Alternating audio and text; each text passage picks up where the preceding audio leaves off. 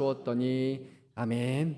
네, 오늘도 주의 날을 맞이해서 또 하나님을 예배하기 위해서 귀한 발걸음을 하신 우리 사랑하는 성도 여러분께 또 하나님께서 예배하신 큰 은혜와 복이 있기를 간절히 소망합니다. 우리 서로를 바라보면서 또 반갑게 인사하겠습니다. 잘 오셨습니다. 큰 은혜 받으시기 바랍니다. 잘 오셨습니다. 큰 은혜 받으시기 바랍니다.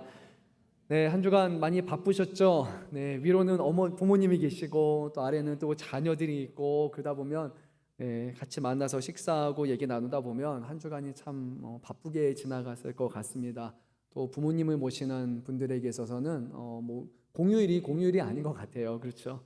멀리 또 가서 찾아뵙고 하는 그거 참 저는 한국의 이런 문화가 참 좋은 것 같습니다. 부모를 공경하는 것 물론 많이 희미해져 가고 있기는 하지만 아직까지 또 대한민국에서는 또 부모를 공경하는 좋은 문화가 유지되고 있다는 것에 대해서 저는 상당히 긍정적으로 생각을 합니다. 왜냐하면 성경에서도 분명히 부모를 공경하라라고 우리에게 말씀하고 있기 때문입니다. 우리 대한민국이 단순히 어떤 유교 사상으로 인해서가 아니라 성경적인 가치관을 가지고 또 그런 신앙을 이어가면 참 좋을 것 같다라는 생각을 하게 됩니다. 오늘 우리가 세상에서도 5월 8일을 어버이날로 기념하지만 교회에서도 5월 둘째 주일을 어버이 주일로 우리가 기념을 해서 예배를 드립니다. 먼저는 우리의 육신의 부모님을 우리의 육신의 부모님께 낳아주시고 길러주신 은혜에 우리가 감사를 드리는 것이고, 특별히 신앙 안에서 자라날 수 있도록 그렇게 좋은 영향력을 끼쳐주신 부모님께 감사하는 것이고요. 궁극적으로 이 날은 우리의 영원한 아버지 되시는 참된 부모 되시는 하나님 앞에 또 감사하는 시간이기도 합니다. 여러분 어떻게 부모님들 여러분 어떻게 자녀들에게 이렇게 카드 좀 받으셨습니까? 선물 같은 거 좀 받으셨습니까? 네, 흐뭇하게 고개를 끄덕이시는 분들도 있고요. 약간 그러신 분도 있는 것 같아요. 저도요 두 딸에게 자그마한 카드를 받았습니다. 선물도 받았습니다. 우리 4살 꼬맹이는 어린이집에서 이렇게 준비된 카드를 가지고 왔어요. 거기에는 하트로 이렇게 까만색으로 되어 있는데 그걸 이제 색칠을 했어요. 근데 물론 아시죠? 막 삐뚤빼뚤하게 색칠을 했지만 그래도 너무 이쁘죠. 그리고 거기에 이제 엄지척이 딱 있더라고요. 아빠 최고라고 하는데 최고인지는 모르겠지만 그래도 받으면서 기분은 좋더라고요. 그리고 첫째죠. 우리 맏딸은 이제 15살인데 용돈을 털어가지고 립밤을 이렇게 저에게 선물해줬고, 또 부모님 은혜에 감사하다면서 감사하고 존경합니다라는 그런 이렇게 카드, 사진으로 된 카드를 또 이제 합기도 도장해서 만들어가지고 저에게 이렇게 줬어요. 그리고 어제는 샤론 이름 얘기하면 안 되는데 저희 딸애가 아빠 생각한다고 갑자기 저를 보더니 아빠 피부 관리를 해야 된다 하면서 본인이 바르는 어떤 감자팩인 것 같아요. 그거를 이렇게 가지고 와가지고 이렇게 딱 뜯어가지고 양쪽으로 이렇게 발라주더라고요. 그러면서 이렇게 해주고 한 10분 뒤에 와가지고 다시 이것도 해주고 얼굴도 해줘가지고 제가 너무 고마워가지고 세수 안 하고 그냥 그대로 오늘 그 자리에 나왔습니다. 오늘 하루 정도는 제가 그 상태로 좀 유지해 보려고 합니다. 그냥 고맙다고 말하고 좀 지나칠 수 있는 그런 일이었는데, 왜냐면 매년마다 우리가 하는 거잖아요. 근데 그게 아니라 올해는 좀 생각을 해봤어요. 우리 자녀들이 엄지척이라고 하고 존경한다라는 말을 썼는데 과연 내가 그런 부모가 맞는가, 그런 아버지가 맞는가라는 생각이 들었어요. 물론 성경은 우리에게 이렇게 말씀해요. 자녀들아 주 안에서 너희 부모에게 순종하라, 이것이 옳으니라. 내 아버지와 어머니를 공경하라, 이것은 약속이 있는 첫 계명이니 이로써 내가 잘되고 땅에서 장수하리라. 그러니까 하나님을 경외하는 자녀라면 당연히 이 말씀을 마음에 새기고 부모를 공경하고 부모를 사랑하고 존중하는 것이 당연할 것이에요. 그래서 어쩌면 우리의 자녀들이 믿음 안에서 잘 자라난다면 제가 나이가 많이 들어서도 끝까지 부모를 무시하지 않고 또 공경하리라라는 그런 기대를 해보기도 합니다. 근데 자녀가 하나님의 말씀에 순종해서 저를 존경하는 것과 별개로 과연 내가 존경받을 만한 그런 아버지일까라는 생각을 한번 해본 것 같아요. 지금까지는 아직 어리다 보니까 그럭저럭 어느 정도 해왔는지도 모르겠지만 지금이 아니라 우리 자녀가 이제 20대, 30대, 40대, 50대, 어쩌면 60대도 가능할 수도 있을 것 같아요. 그때가 돼서도 매 어버이날이 되면 아버지 사랑합니다, 존경합니다 라고 이런 말을 할까? 아니면은 어버이날이 되면 바쁘고 귀찮은데 어버이날이니까 뭔가는 해야 될 것 같고, 그래서 어떤 의무감 때문에 찾아오는 것은 아닐까라는 그런 생각을 한번 해봤습니다. 정말로 내가 진심으로 존경할 만한 엄지척인 아버지로 남으려면 과연 내가 무엇을 해야 될 것인가라는 부모의 입장에서 제가 이번 주는 좀 한 주는 보냈던 것 같아요. 세상에서는 뭐 여러 가지 이론들이 이미 나와 있습니다. 연구들이 나와 있습니다. 좋은 부모가 무엇인가, 자녀들이 존경할 만한 부모가 되려면 과연 무엇을 해야 되는가, 뭐 여러 가지 자료를 찾아보니까 자녀들에게 긍정적으로 대해야 되고, 체벌은 가급적으로 하지 않는 것이 좋고, 자녀들 옆에서 지지해야 되고, 자녀가 무엇을 잘하는 것 자체를 좋아하기보다 자녀들이 성장하는 것 자체, 그거에 대해서 격려하고 그것에 같이 서 있을 수 있는 사람, 그런 사람이야말로 좋은 부모고, 또 자녀 입장에서는 공감해주는 그런 부모가 좋다라고 얘기도 하죠. 뭐 여러 가지 자료를 저도 좀 다양한 논문들을 좀 찾아봤고요. 이번 주 상당한 시간을 할애해서 또 살펴보기도 했습니다. 물론 뭐 제가 교육이 전공이 아니다 보니까 뭐 앞부분을 보통 봅니다. 그렇죠? 초록 부분을 보게 되고, 여기서 나오는 초반의 결과 정도 요약된 것만을 봐서 조금 수박 겉핥기식으로 본 것도 있지만요. 대소동의한 것 같습니다. 근데 저에게 좀 궁금한 건 이거였어요. 자녀가 성장기가 끝나게 되고 이제 성인이 되어서 세상에 나가서 살다 보면 과연 그 이후에도 존경받는 부모로서 내가 그런 영향력을 끼치거나 우리 자녀들이 나를 그렇게 존경할 수 있게 하기 위해서는 과연 내가 무엇을 해야 될까? 근데 좀 세상적인 방식으로는 참 쉽지 않겠다라는 그런 결론을 제가 좀 내리게 됩니다. 그래서 고민하는 중에 평소와는 좀 다른 말씀이죠. 보통은 부모를 공경하라라는 말씀을 가지고 좀 더 나누겠지만, 오늘은 말씀을 묵상하면서 우리의 자녀들이 나이가 들어 성인이 되고 가정을 이루어서도 끝까지 존경받는 부모로 남아있기 위해서 과연 우리가 어떤 부모가 되어야 될 것인가, 어떤 자세를 견지해야 될 것인가, 그것을 좀 고민하면서 함께 또 나누는 시간을 갖고자 합니다. 오늘 말씀은 여러분들이 익히 들어서 알고 있는 말씀이에요. 이스라엘의 마지막 사사로 알려진 사무엘의 출생과 관련한 일화입니다. 사무엘은 마지막 사사로 알려져 있죠. 그리고 이 사사가 그 당시에 다스리던 시대를 바로 사사기 시대라고 그렇게 표현을 하는데, 이 사사기 그 시대를 한마디로 표현하면 이렇습니다. 그때 이스라엘의 왕이 없으므로 한 사람이 각기 자기의 소견에 옳은 대로 행하였더라라고 그렇게 말씀합니다. 사사기 처음부터 끝까지 계속해서 이렇게 말합니다. 왕이 없었다. 사람들이 각자 소견대로 옳은 대로 행했다라고 말합니다. 근데 이스라엘의 왕이 없지는 않았거든요. 왜냐하면 이스라엘의 진정한 왕은 우리와 같은 사람의 왕이 아니라 이스라엘의 왕은 하나님을 분명히 가리킨단 말이에요. 그래서 나중에도 보게 되지만 마지막 사사인 사무엘은 바로 너에게 하나님이 계신데, 그분이 진정한 왕인데 왜 사람의 이방 나라들이 좋아하는 그런 왕을 세우려 하느냐라고 사무엘은 끝까지 이것을 호소했던 것을 보게 됩니다. 이스라엘의 참된 왕은 여호와 하나님이셨지만 백성들이 하나님을 참된 왕으로 인정하지 않았고, 결국 이스라엘 백성들은 여호수아 시대를 끝으로 해서 이 리더의 공백이 찾아오게 되고 하나님의 말씀에서 점점 떠나가게 됩니다. 하나님께서는 이스라엘을 사랑하셔서 위기의 순간마다 사사라고 부르는 사람들을 보내셔서 이스라엘을 도우셨지만, 사사들은 엄밀히 말하면 잘 준비된 신앙적인 지도자라기보다는 군사적인 지도자 상에 더 가깝습니다. 그런데요, 그 사사기 시대에 있는 사사들도 다 그렇게 본받을 만한 그런 신앙적인 인물은 아닌데, 가장 마지막에 해당하는 가장 악한 시대, 하나님으로부터 가장 많이 떠났던 그 시대에 가장 위대한 사사가 등장을 하는데, 바로 그의 이름이 사무엘입니다. 사무엘은 그 누구보다 하나님을 경외하는 사사였고, 하나님만이 이스라엘의 진정한 왕이라는 것을 끝까지 외쳤던 사람이었고, 하나님의 기뻐하시는 뜻에 따라서 결국에는 이스라엘의 초대 왕인 사울 왕과 그리고 두 번째 왕인 다윗 왕을 기름 부어 세웠고, 그리고 다윗 왕의 삶에 있어서도 많은 영향력을 끼쳤던 멘토라고 할 수 있는 인물이 바로 이 사무엘입니다. 하나님의 사람이며 이스라엘의 하나님 앞에 온전히 서지 못할 때 왕 앞에서도 쓴소리를 해가면서 신앙을 온전히 붙들었던 그 인물이 바로 사무엘입니다. 근데 우리가 아는 것처럼요, 이 사무엘은요 젖을 뗀 후에 아마도 그의 생애 3세 전후로 해서 하나님 앞에 바쳐지게 돼서 이제 평생의 성전에서 그가 살게 됩니다. 하나님의 집에서 성장을 했었어요. 그러니까 어떻게 보면 부모와 일찍이 떨어져서 부모로부터 충분한 교육을 받지 못했는데도 불구하고 오히려 그는 그 시대에 가장 뛰어난 인물로 자라나게 됩니다. 그래서 저에게는 그런 의문이 생겼어요. 어떻게 이것이 가능할까라는 거예요. 어떻게 부모로부터 일찍이 떨어져 있었는데도 불구하고 그가 어떻게 믿음을 지키며 살아갔을까? 그렇게 신앙의 본을 보였을까? 좀 궁금하지 않습니까?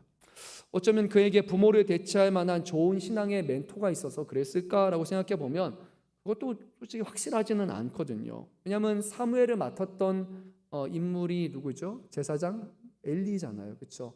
근데 엘리는 그다지 좋은 아버지 상은 아니었어요. 왜냐면 정확하게 말하면 실패한 아버지라고 보는 게 맞죠. 왜냐하면 그에게는 두 아들들이 있었는데 이 두 아들들은 뭐 한마디로 하면 그냥 망나니 자식이란 말이에요. 부모의 말도 듣지 않아요. 부모가 경고해도 듣지 않는 두 아들들이었고 더 나아가서 하나님 앞에서는 정말로 극악무도한 죄를 범하는, 하나님을 경외하지도 않고 하나님을 정말로 믿지 않는 두 아이들들, 심지어 그들이 제사장인데도 불구하고 그런 아들들이었단 말이에요. 그러니까 엘리가 사무엘을 잘 키웠다라고 그렇게 말할 수 없어요. 그의 두 아들들이 이미 그렇지 않다라는 것을 증명하기 때문입니다. 그러면 어떻게 해서 사무엘이 이렇게 잘 자라나게 되었을까? 그의 이런 신앙의 배경에는 과연 무엇이 있었을까라는 부분을 우리가 생각해 볼 때 결국에는 그의 가정 안에서 이루어졌던, 그 어린 나이지만 이미 그 전에 그 가정에서 이루어졌던 그런 신앙의 모습이 이 한나와 또 이 가정에 있었음을 우리가 보게 됩니다. 여러분들의 한나는 잘 아실 겁니다. 근데 한나의 남편의 이름이 뭔지 혹시 기억나십니까? 엘가나. 역시 우리 교회 성도님들은 뛰어나십니다. 바로 나와요, 그렇죠? 네, 에브라임 사람 엘가나예요. 근데 우리가 엘가나에 대한 부분은 조금 간과하고 보통 한나가 기도하는 어머니였고 그가 헌신하는 어머니였고 신실한 어머니처럼 그렇게 얘기하지만 성경에서는 오히려 한나 이전에 엘가나에 대해서 먼저 말씀을 합니다. 엘가나는 어떤 사람이냐? 그에게는 먼저 두 아내가 있었습니다. 한 명은 한나이고 또 다른 아내는 브닌나입니다. 한나에게는 자식이 없었고 브닌나에게는 자식이 있었어요. 그것을 통해서 우리가 어느 정도 생각해 볼 수 있는 것은 아마도 한나가 첫 번째 아내였는데 그를 통해서 자녀를 낳지 못하나 보니까 그 가문을 이어가기 위해서 또 다른 아내를 맞이했고 그게 바로 브닌나라는 것을 우리가 생각해 볼 수 있습니다. 왜냐하면 이스라엘에게 있어서는 그 자녀의 대를 이는 게 아주 중요했기 때문이에요. 그 가정과 가문을 통해서 그 하나님께서 주시는 약속하신 땅이 상속이 되었기 때문에 반드시 후계를 잇는 것이 중요합니다. 근데 성경은 이 엘가나를 어떤 사람으로 비춰주냐면 하나님을 경외하는 사람으로 그렇게 비춰줍니다. 왜냐하면 이 사사기 시대, 가장 암울했던 어두웠던 영적으로 타락했던 이 시대에 엘가나는 매년마다 실로 곧 하나님을 예배하는 곳에 올라가서 만군의 하나님께 예배하며 제사를 드렸던 인물이기 때문입니다. 그 당시에는 신앙 자체가 무너져 있었는데도 불구하고 이 엘가나는 항상 그 때가 되면은 한 번도 빠지지 않고 예배를 하러 올라갔던 사람이에요.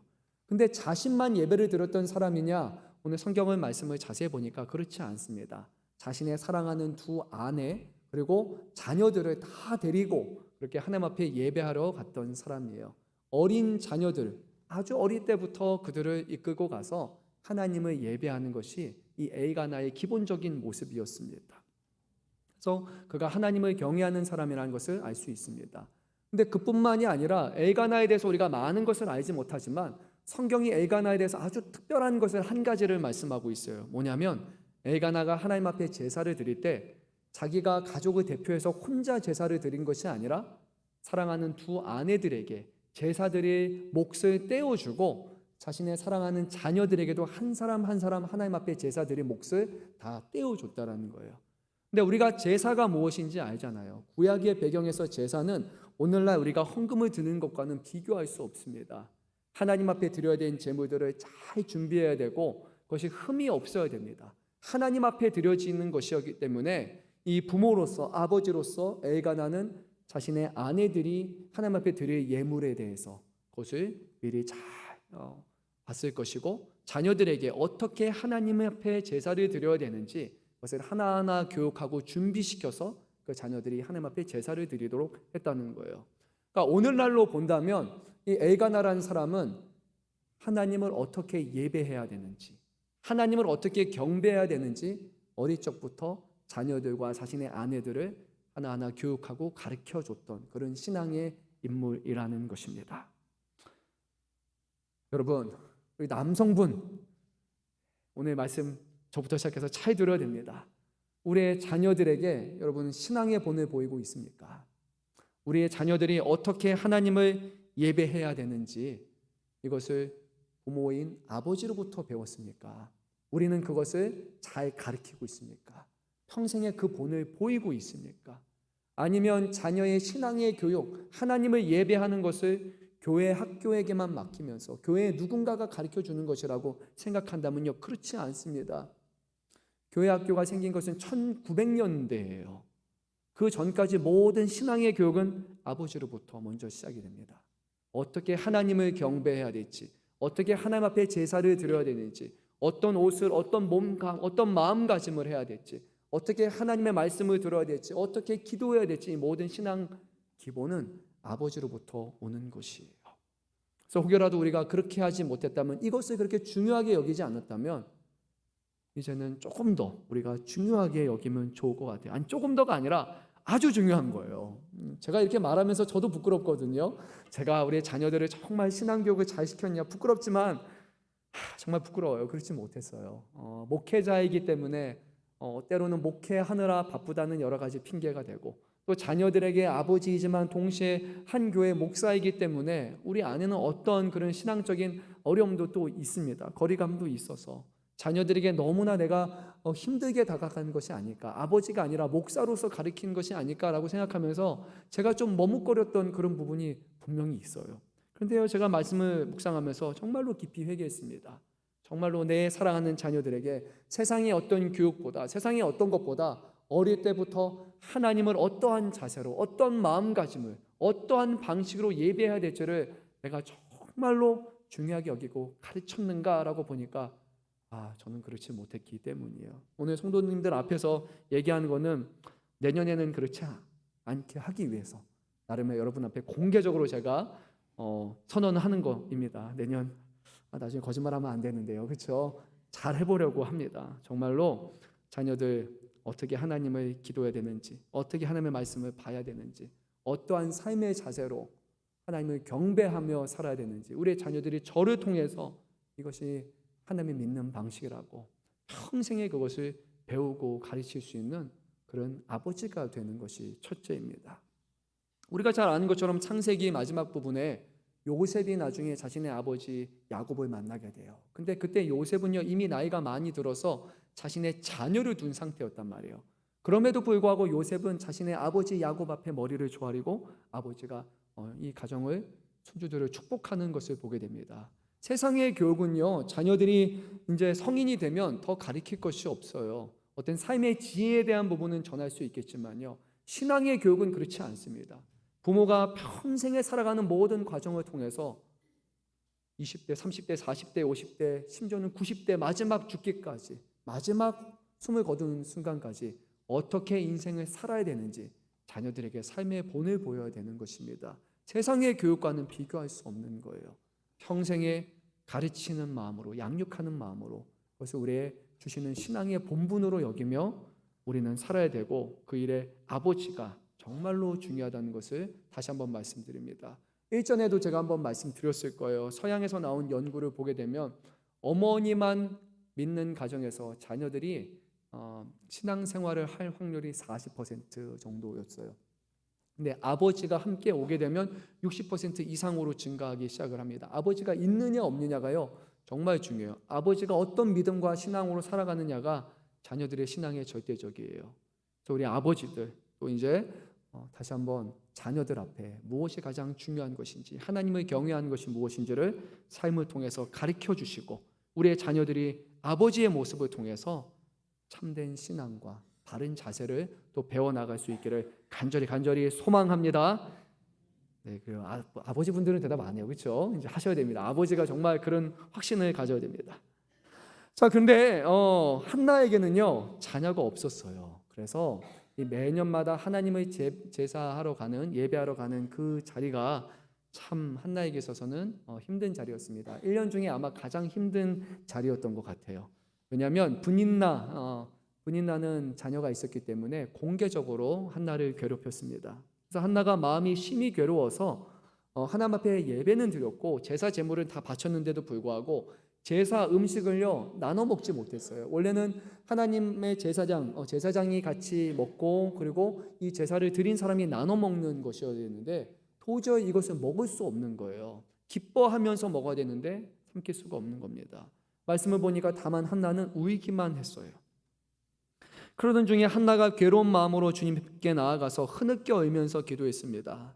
그 기도의 내용인즉 이것입니다. 하나님께서 자신을 불쌍히 여겨서 이 미천한 종에게 아들을 주신다면 그 아들을 평생에 하나님께 바치겠다는 거예요. 어릴 때부터 삭도 머리에 칼을 대지 않는 사람, 이것은 나실이라고 말하는데 태어날 때부터 구별해서 하나님 앞에 드리는 그런 자녀로 삼겠다는 것입니다. 물론 우리가 이것을 생각할 때 자녀들을 평생에 오늘날로 생각해 보면 목회자로 정말 서운하겠다 이런 것이 될 수도 있지만요, 꼭 그렇게 하지 않아도 괜찮아요.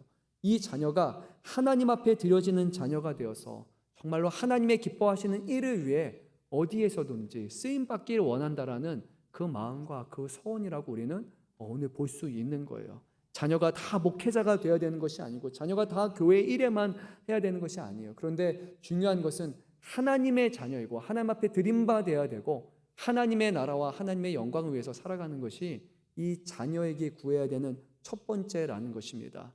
우리가 자녀들을 위해서 기도할 때, 자녀가 없는 사람들이 자녀를 달라고 기도할 때, 또는 자녀가 있는 사람들이 자녀를 위해서 기도할 때, 여러분 무엇이 첫째가 되고 있습니까? 자녀가 세상에서 잘 되고 인정받고 성공하고 속 안 새기고 건강하고 살아가는 것, 아마 그것을 놓고 대부분 기도할 거예요. 그런데요 여러분, 그것이 첫째가 아닙니다. 성경은 분명히 하나님 앞에 하나님이 사용하시는 그런 귀한 자녀가 되는 것, 이것을 놓고 기도해야 된다라는 원칙을 분명히 말씀하고 있어요. 한나는 그렇게 주님 앞에 간구했습니다. 하나님 앞에 드리겠습니다 라고 말해요. 그러던 어느 날 한나가 실로에 있는 하나님의 집에서 기도하는데 입술만 움직이고 차마 소리는 내지 못하면서 기도했습니다. 마음이 너무나 상해서 그래서 흐느끼지도 못하고 그냥 입으로만 중얼중얼 됐던 거예요. 근데 마음은 북받쳐 올라서 기도하는 것이었어요. 근데 옆에 있던 엘리 제사장이 이 한나의 모습을 보고 좀 오해합니다. 그래서 이렇게 얘기했어요. 언제까지 술에 취해 있을 것입니까? 포도주를 끊으십시오라고 말해요. 그러니까 술 취해가지고 중얼중얼 하는 것처럼 그렇게 여겼던 것 같아요.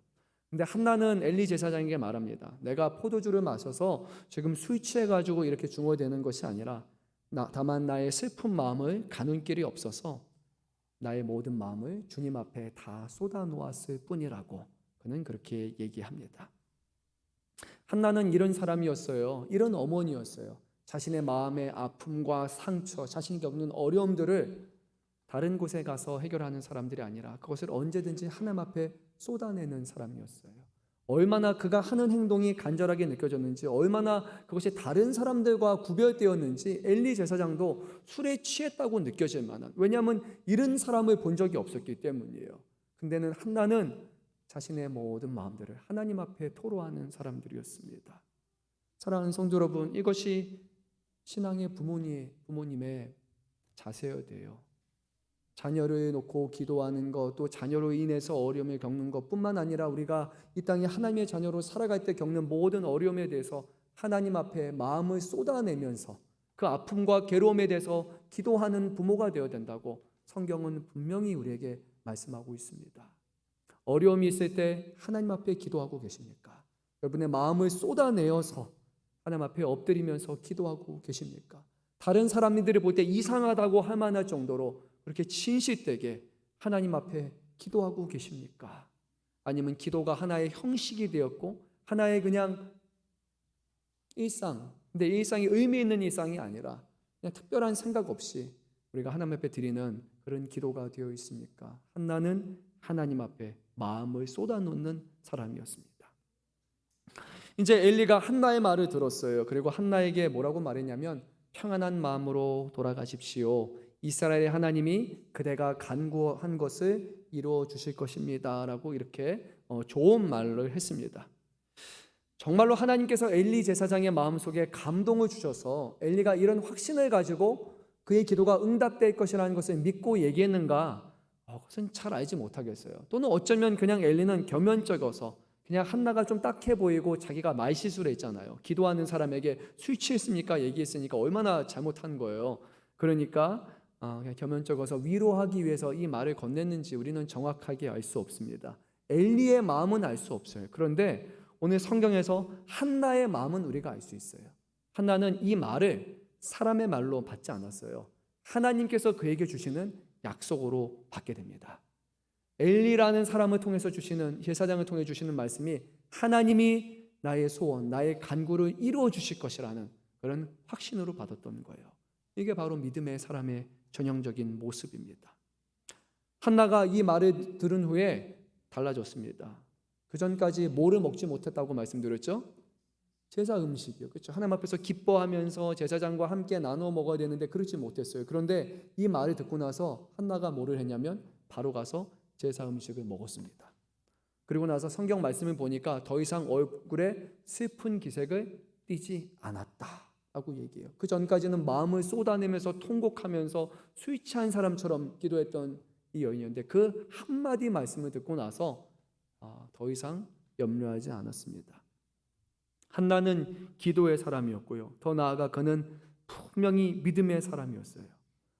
엘리가 말했기 때문에 반드시 이루어질 것이다. 어쩌면 그렇게 생각할 수도 있지만 더 확실한 것은 뭐냐면 한나에게 있어서는 하나님 앞에 기도하면 하나님이 그것을 응답하여 줄 것이다 라는 확신이 있었던 거예요.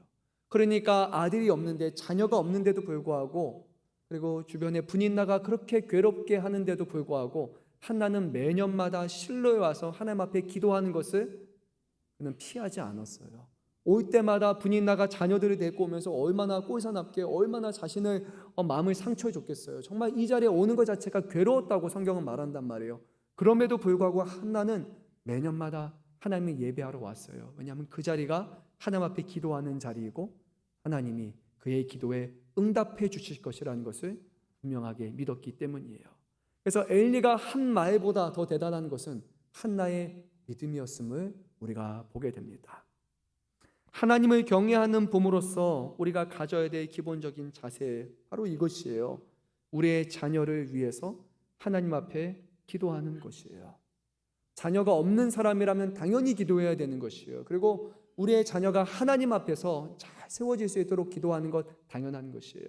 뿐만 아니라 나중에도 나오겠지만 한나는 나중에 사무엘을 성전에 맡기고 더 이상 관심을 끄는 사람이 아니라 매년마다 찾아와서 한나는 옷을 직접 짜가지고 준비해서 자신의 아들에게 줬단 말이에요. 한나는 평생에 자신의 아들을 위해서 기도했던 여인입니다.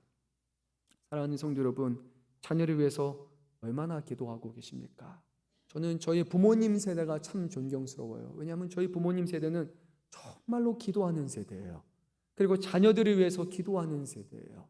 저는 그거에 대해서 너무나 존경스럽고 너무나 감사드려요. 근데 저부터 시작해서 오늘 우리의 시대는요, 죄송하지만 기도 잘 안 합니다. 신대원 가면 신학생들도 기도 잘 안 해요. 기도 잘 안 하는 시대예요. 하나님 앞에 구하기보다 내가 나가서 일해서 내가 벌어들이는 세대고 내 힘과 내 능력으로 하는 시대가 되어버렸어요. 더 이상 어려움 가운데 하나님의 도우심을 구하고 하나님 앞에 간절하게 눈물 흘리며 기도하는 그 시대가 아니라 그 시간에 돈 벌면 되고 그 시간에 어디서 교육을 받아가지고 이렇게 시키면 되는 우리가 행동하는 시대가 되었어요. 그런데 그렇지 않아요. 하나님 앞에 기도하지 않고서, 하나님의 뜻을 구하지 않고서, 하나님의 도우심을 구하지 않고서 결코 하나님 앞에 인정될 수 없다는 것을 기억해야 됩니다. 지금 잠깐 자녀가 잘 될 수 있어요. 하지만요, 여러분, 성경은 우리에게 분명히 말씀합니다. 의인의 길은 하나님께서 인정하시지만 대저 악인의 길은 망하리로다. 하나님이 가짜가 아니라면, 하나님이 거짓이 아니라면 이것은 분명한 것이에요. 악인은 바람에 나와 날리는 겨와 같다고 말씀해요. 하나님을 경외하지 않는 사람이 바로 악인이라고 시편에서는 말씀한단 말이에요. 나쁜 범죄를 해서 범법자여서 악인이 아니에요. 하나님의 존재를 인정하지 않는 부모가 악인이 되는 것이고, 하나님을 경외하지 않는 자녀가 하나님 보시기에는 악인이라고 말합니다. 하나님의 말씀을 붙들지 않는 부모와 자녀, 하나님 앞에 겸손하게 기도하지 않는 자녀, 하나님의 말씀으로 살아가지 않는 자녀, 하나님을 의지하지 않는 부모와 자녀가 하나님 보시기에는 의인이 아니라 악인이라는 겁니다. 예배의 자리에 잘 나온다고 해서 의인이 아니에요. 정말로 하나님을 인정하는가, 하나님 앞에 겸손함을 취하는가, 그것을 볼 수 있는 것이 바로 하나님의 말씀과 기도라는 것을 우리는 너무나 잘 알고 있습니다. 부모가 기도하지 않으면 자녀도 기도하지 않습니다. 부모가 삶의 본을 보이지 아니하면, 부모가 신앙으로 살아내지 아니하면, 그것을 교회와 가정에서 보이지 아니하면 자녀들은 배우지 못합니다. 그래서 무엇을 해야 되는지, 부모가 어떻게 살아가는지 알지 못합니다. 교회에서 비춰주는 모습은 일부잖아요. 대부분의 시간은 가정에서 이루어지는 것입니다. 부모가 자녀를 위해서 기도합니까? 하루를 시작과 하루를 마치는 데 있어서 하나님의 말씀을 나누고 자녀들의 삶을 위해서 같이 기도하는 그런 가정으로 우리는 세워가고 있습니까? 아니면 각각의 방식으로 우리가 행하고 있습니까? 자녀가 성인이 되어서 이제는 우리의 손에 떠났다고요. 여러분 그렇지 않은 거 아시잖아요. 결혼하면요, 자녀 낳으면 다시 부모님한테 옵니다. 또 도와달라고 합니다. 정말로 마지막까지 부모는 손을 놓을 수가 없어요. 근데 우리가 신앙에 대해서는요, 너무 일찍 손을 뗍니다. 죄송한 소리지만요, 여러분 불편해하지 마세요. 근데 성도님들 중에도 그런 분들이 계시잖아요. 자녀들의 신앙을 내가 강요할 수 없다고요. 그게 정말로 맞는 말일까요? 강요할 수는 없겠죠. 막 뭐라고 혼내면서 할 수는 없겠죠. 그런데 한 가지는 할 수 있어요. 부모가 바른 길로 인도할 수는 있어요. 부모가 바른 본을 보일 수는 있어요. 부모가 강요는 할 수 없지만 부모가 삶을 통해서 교육할 수는 있어요. 그것을 하지 않고 하나님 앞에 맡깁니다라고만 얘기하고 아무것도 하지 않는 부모가 어찌 하나님의 자녀라고 할 수 있습니까? 여러분, 하나님이 맡기셨잖아요. 근데 왜 우리가 하지 않고 돌보지 않고 다시 하나님께 맡기기만 하고 하나님이 알아서 책임져 주십시오라고 말하는 게 어찌 부모의 책임 있는 행동입니까? 여러분, 그렇지 않아요. 하나님이 우리에게 맡기셨어요. 우리가 돌봐야 된다고, 우리가 가르쳐야 된다고, 우리가 그 자녀들이 하나님을 경외하는 자로 세워야 된다고 맡겨주신 책임이에요. 그 일을 감당할 때 부모들은 평생의 자녀들에게 존경받는 자녀가 될 수 있는 거예요. 나이가 지나면 몸이 점점 연약해지고 주변의 사람들에게 의존해야 되잖아요. 어쩌면 나이가 들면 병 때문에 자녀들의 도움을 의지해야 될 수 있단 말이에요. 육신으로는 연약해지지만 하나님 앞에 온전한 믿음과 신앙의 본으로 살아가는 부모라면 나이가 아무리 들어서도 자녀들에게 존중받고 공경받을 수 있는 부모가 될 수 있다고 저는 확신합니다. 여러분, 자녀들이 다 큰 것 아닙니다. 평생의 하나님의 자녀로 여러분들이 가르치고 보여주시고 세워가야 합니다. 이것이 부모에게 주시는 역할입니다.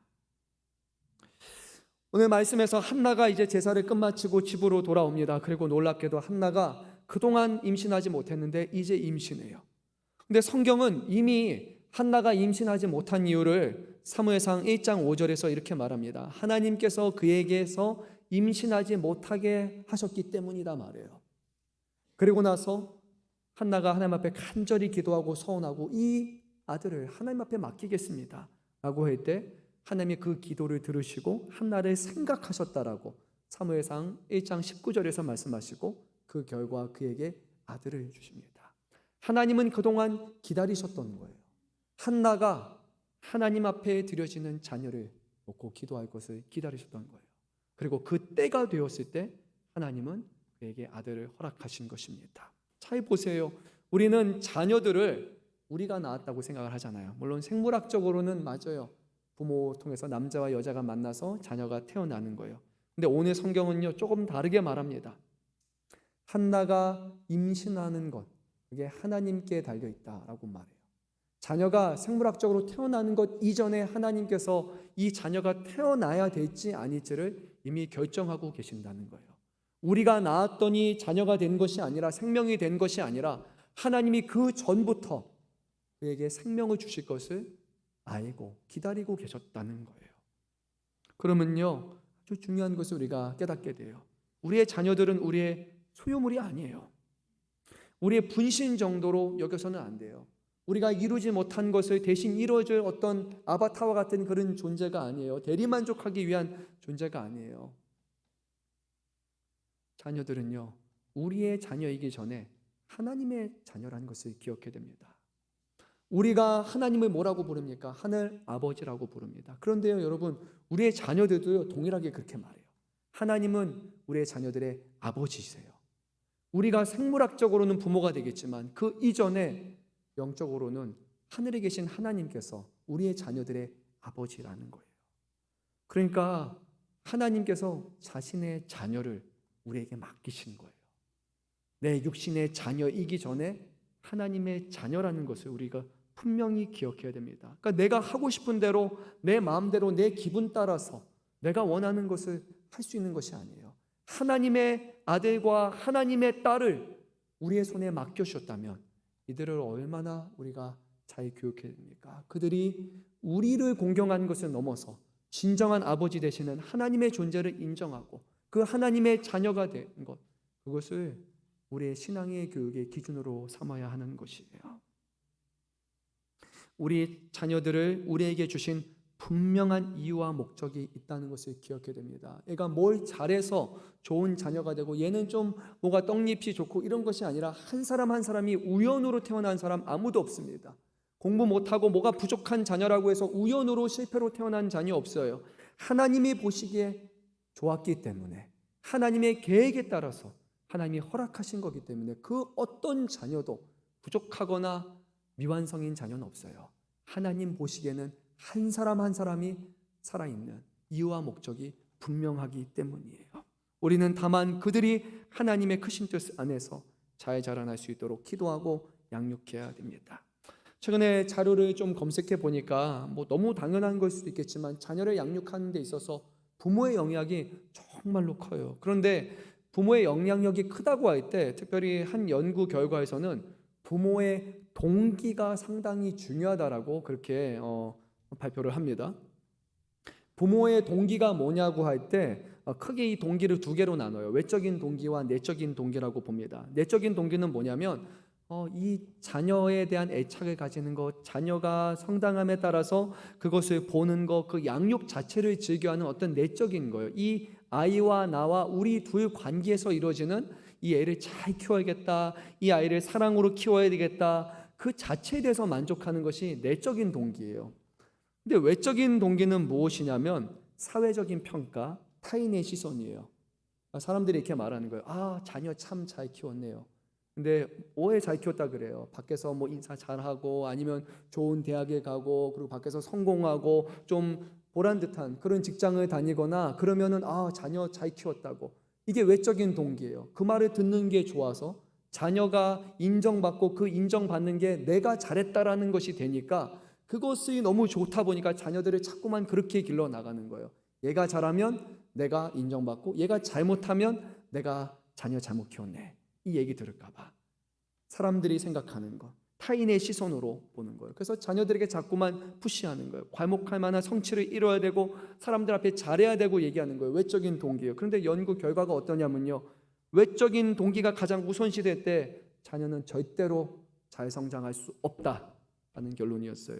또 하나는 뭐냐, 동기 없이 자녀들을 그냥 키우면 이것도 문제라는 거예요.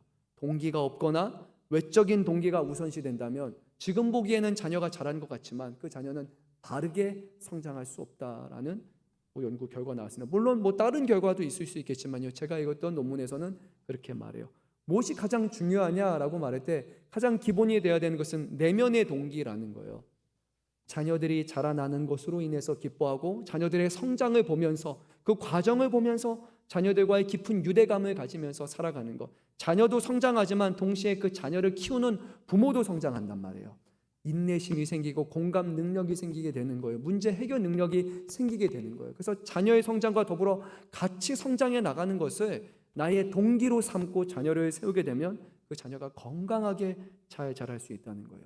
그것이 기본이 되어서 그리고 나서 외적인 동기를 혼합해서 조금 사용하게 된다면 그것은 괜찮습니다. 하지만 외적인 동기가 우선시 되게 때 이 아이는 제대로 성장할 수 없다고 그렇게 말해요. 내적인 동기가 명확하다면 그러면 부모는 이런 확신을 갖게 돼요. 아, 내가 애를 잘 키우고 있구나. 옆에 사람들이 뭐라고 하든지 아니에요. 이렇게 키우는 게 맞아요. 우리는 충분히 잘 키우고 잘하고 있어요. 이런 확신을 갖게 되는데요. 그러면 자녀들을 잘 양육할 수 있어요. 근데 이것을 뭐라고 부르냐면 부모 효능감 또는 양육 효능감이라고 부릅니다. 이게 부모가 자신의 양육 능력에 대해서 느끼는 어떤 자신감과 신념이에요. 내가 이렇게 하면 맞다 라는 확신이 있을 때 자녀를 키울 수 있어요. 근데 이게 없으면 어떻게 되냐면 자꾸만 사람들의 말에 듣게 되고 그리고 여기에 아주 중대한 영향을 끼치게 되는 게 바로 대한민국의 아주 유명한 사교육이에요.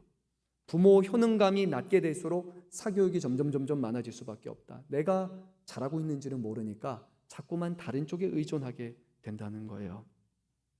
부모가 확신해야 되는 거예요. 근데 우리는요, 자녀들을 잘 가르치고 많은 교육을 하고 애들이 똑똑해지는 것이 아니라 어떨 때 우리가 확신을 가질 수 있냐면 하나님을 믿는 사람은요, 이 아이가 하나님을 경외하고 하나님을 인정하고 하나님을 섬기는 사람으로 자라날 때 그때 우리는 진정으로 이 아이가 잘 자라고 있구나라는 확신을 가질 수 있는 거예요.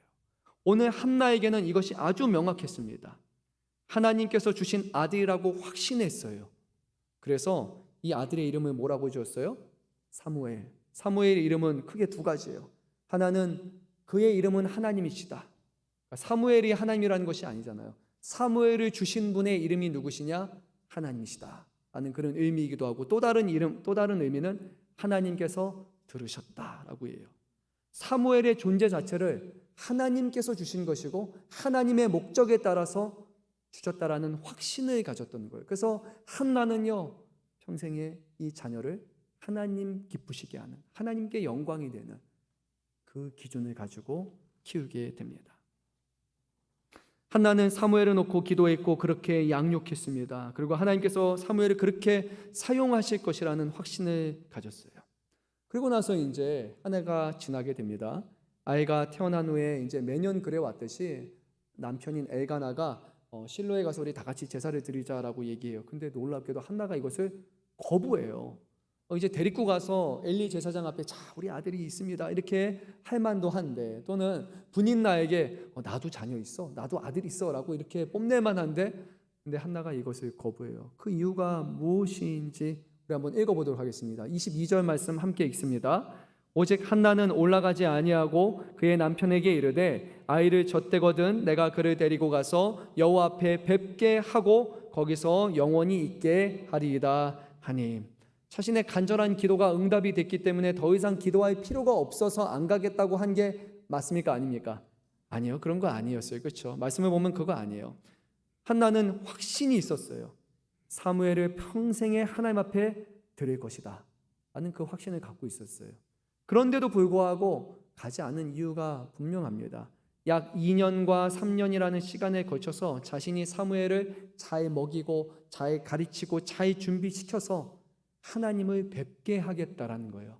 지금 어린 아이로 뵙는 것이 아니라 그가 하나님 앞에 쓰임받을 수 있는, 하나님 앞에 드려질 수 있는 자세가 될 때까지 그를 준비시키겠다라는 것이 이 안에 있는 거예요. 저는 이 부분에서 좀 많이 깨졌어요.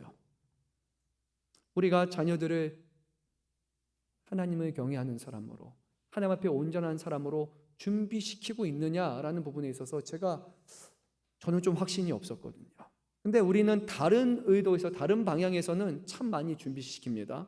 어린이집, 유치원, 초등학교, 중학교, 고등학교, 대학교 들어가요. 그렇죠? 근데 한국 사회는 그거 들어가기 전에 하는 게 있어요. 여러분 뭐죠? 네 글자요. 뭐죠? 선행학습. 모든 단계 이전에 다 선행학습이에요. 다 준비시킵니다. 얘가 초등학교 들어가기 전에 이걸 떼야 돼. 이걸 배워야 돼.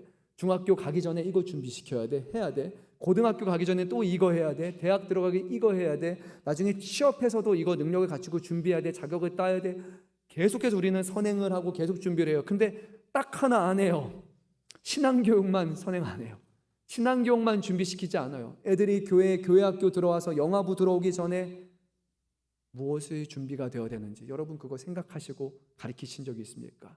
이제 유치부가 들어와서 여기서 많은 아이들과 함께 예배해야 되는데 그 전에 과연 얘들에게 어떤 신앙 교육을 해야 될지 여러분 심각하게 생각해 보셨습니까? 초등학교, 중학교, 고등학교 성인이 되기 전에 과연 그들에게 무엇이 필요한지 여러분 생각해 보신 적 있습니까? 준비하고 가르치신 적 있습니까? 우리는 이상하게 신앙에 대해서만큼은 아무런 선행하지 않아요. 때로는 뒤처져 있는데, 뒤져 있는데도 불구하고 가르쳐 주거나 예습, 복습 이런 거 아예 하지 않습니다. 신앙만큼은 뒷전이에요. 알아서 그냥 되겠지. 또는 교회 안에서 다니다 보면 아이들이 당연히 잘 되겠지. 그리고 이것은 교회 학교에서 해야 되는 역할인 것처럼 얘기합니다. 그렇지 않습니다. 오늘 한나는요, 하나님 앞에 이 아이를 준비해 드리기 전에 내가 이 3년의 시간 동안 얘를 준비시키고 잘 양육한 다음에 하나님 앞에 드리겠다라고 얘기했던 거예요. 한나는 믿음의 어머니였고 기도의 어머니였고 신앙의 어머니였기 때문에 늘 한나 품에 안겨있는 이 사무엘은 어머니의 기도와 말씀 속에 살아갔을 거예요. 이스라엘 백성은 기본적으로 하나님의 말씀을 가까이 하고 늘 말씀을 묵상하고 읊조리는 가정이었잖아요. 특히나 엘가나와 한나 같은 이런 하나님을 경외하는 가정이라면 그것은 두말할 것도 없습니다.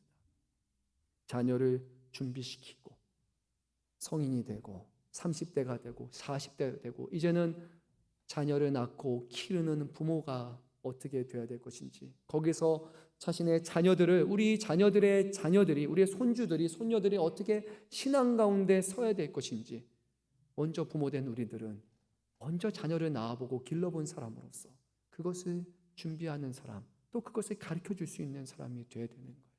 세상의 교육은 부모가 다 할 수 없습니다. 하지만 신앙 교육만큼은 부모의 책임이에요.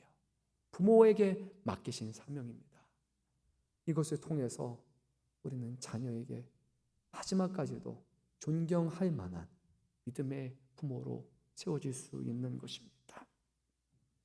이제 어린 사무엘이 하나님의 집에서 자라게 됩니다. 사무엘상 2장 말씀을 보면 당시에 회막에는 엘리만 있었던 것이 아니에요. 회막 앞에 수종을 들던 여인들이 있었다고 말합니다. 그곳에는 하나님 앞에 자신의 시간, 자신의 삶을 서원해서 드렸던 나시린과 같은 사람들이 여전히 있었습니다. 사무엘이 잘 자라기까지 다양한 사람들을 통해서 양육을 받았고 교육을 받았던 거예요. 엘리가 그렇게 하지 못한다 할지라도 자신의 삶을 서원해 드린 그런 신실한 사람들을 통해서 사무엘은 자라나게 된 것입니다. 먼저는 부모였고 그리고 그 다음에는 공동체적인 거였어요. 그러니까요, 오늘날로 생각해 보면 교회라고 우리는 봐야 되는 거예요. 우리의 자녀들은 먼저는 가정에서 시작해서 이 자리에 예배드리러 올 때 우리 교회 안에 오가는 어른들의 모습과 우리 부모들의 모습과 때로는 우리 나이가 드신 어르신들의 모습을 통해서 어떻게 신앙생활하며 살아갈지를 자녀들은 보게 되는 것입니다. 그 안에 하나님을 경외하는 것이 무엇인지 배웁니다. 우리가 연합예배 드리잖아요. 아이들이 연합예배 오면 힘들어요. 어린이 예배 얼마나 막 활동적으로 하고 재밌겠습니까? 그들의 눈높이에 맞추는 예배를 드리잖아요. 그런데요, 그래도 불구하고 우리가 이 예배를 드립니다. 아이들에게만 맞추는 것이 아니라 교회는 가르쳐야 되는 거예요. 어떤 예배, 어떻게 성장해야 될지를 보여주기 때문에 우리는 굳이 자녀들에게 어른 찬송가를 가르치고 일어서야 된다라고 가르치고 눈을 감아야 된다고 하고 기도해야 된다는 것을 가르치는 거예요. 교회는 자녀들을 교육하는 곳이기 때문이에요. 그리고 그곳은 몇몇 사람들만이 아니라 여러분 한 사람 한 사람이 다 거기에 영향을 끼치는 사람이에요.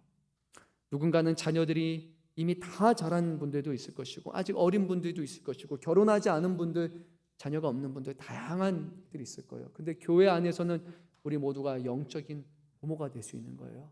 영적으로 신앙에 영향을 끼칠 수 있는 그런 어른이 될 수 있는 겁니다. 그 안에서 교회에 오는 사람들이 어린 아이들일 수 있고 성인이지만 영적으로는 아직 어린아이와 같은 그런 신앙을 가진 사람들이라 할지라도 우리의 삶과 모습을 통해서 이곳에서 신앙으로 성숙해져 갈 수 있는 겁니다. 사도 바울에게 자녀가 없었지만 디모데를 그의 영적인 아들로 삼고 그를 사랑하고 그를 가르쳤던 것처럼 평생의 믿음의 본을 보였던 것처럼 우리 교회 이 자리에 계신 분, 여러분 한 사람 한 사람이 우리 금천 양문교회 미래의 교육을 가르치고 준비하시는 분이라는 것을 기억하시기 바랍니다. 우리 모두에게 주시는 사명인 줄로 믿습니다. 끝으로 우리 18절 19절 말씀 읽고 마치겠습니다. 사무엘은 어렸을 때 세마포 에봇을 입고 여호와 앞에서 섬겼더라. 그의 어머니가 매년 드리는 제사를 드리러 그의 남편과 함께 올라갈 때마다 작은 겉옷을 지어다가 그에게 주었더니 아멘. 한나는 자녀를 맡기고 끝나지 않았습니다. 매년 남편과 함께 올라가서 아들을 만나게 되는데 그때 그가 1년 동안 얼마나 자랐을지를 생각하면서 직접 겉옷을 다 만들어서 줬어요. 몇 년 동안 만들었을까 우리는 정확하게 알지 못하지만 만드는 결과만이 아니라 만드는 그 과정 가운데 얼마나 많은 기도와 얼마나 많은 마음을 가지고 1년 만에 만나는데 이 아이에게 어떤 말을 해줘야 될 것인가, 부모로서 그것을 준비하는 과정을 늘 가졌던 겁니다. 한 번 자녀이면 평생 자녀예요. 자녀가 아무리 나이가 많다고 할지라도 자녀는 자녀잖아요. 부모의 사랑과 부모의 손길과 부모의 지혜와 가르침을 늘 필요로 하는 것입니다. 자녀인 우리들은 부모를 공경해야 되고 또한 부모인 우리들 자녀들에게 존경받을 만한 그런 귀한 부모로 세워질 수 있도록 평생의 자녀들의 삶, 그의 인생에 있어서 하나님을 경외하고 하나님을 만나고 하나님 안에서 복받는 그런 자녀가 될 수 있도록 그것을 먼저 경험한 저와 여러분께서 우리 자녀들에게 그것을 가르쳐 줄 수 있기를 간절히 소망합니다. 기도드립니다. 사랑이 많으신 주님 감사합니다.